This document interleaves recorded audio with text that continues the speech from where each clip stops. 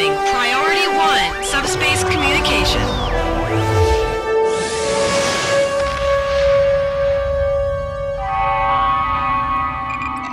In Star Trek Online, you'll get to experience all the aspects of the Star Trek universe, exploration, diplomacy. But the year 2409 is a time of war, so with this video, we wanted to give you an idea of what it would be like to engage the enemy in Starship combat.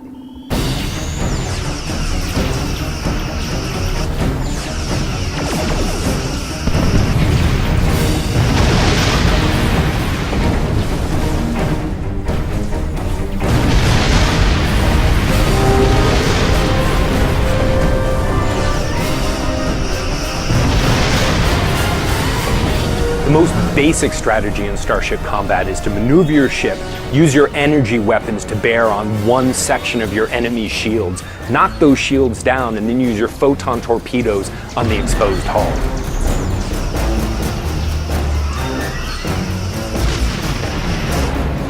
So there's three basic types of ships that you can get in STO. The first one is a cruiser. Cruisers are really tough. They take a lot of damage to take them down. They have a lot of crew, so they're hard to disable. This is really good for tanking. Second kind is an escort. Escorts are really fast, they're pretty maneuverable, they can dish out a lot of damage at one time, but they're pretty weak, so they're a lot better for dealing DPS. The third type is a science ship. Science ships are really good at increasing the abilities of you and your teammates, or decreasing the abilities of the enemy. They do crazy stuff like bouncing things off of deflector dishes or scrambling enemy sensors. It's really good at doing support.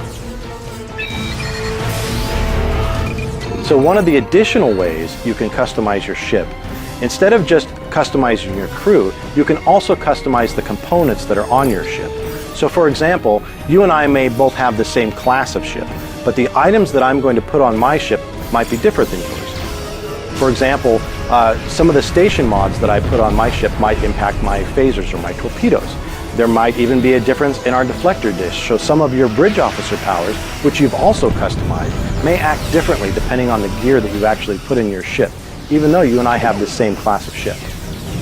So your configuration of your ship defines something, but it's really the equipment, the weapons, the deflector dish, the impulse engines, the consoles that you equip on your ship, as well as the bridge officers who is activated at that time that really define how you play in combat.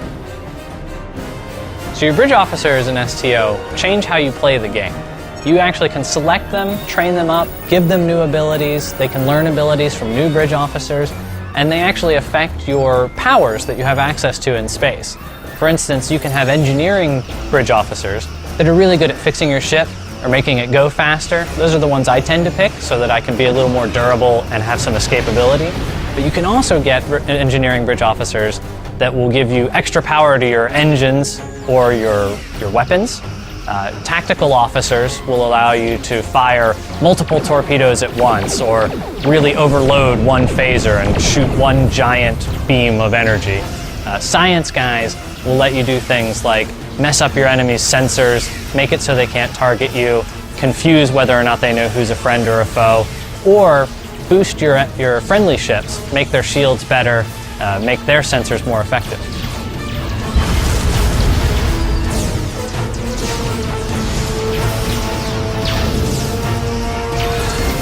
We are the bulwark. Resistance is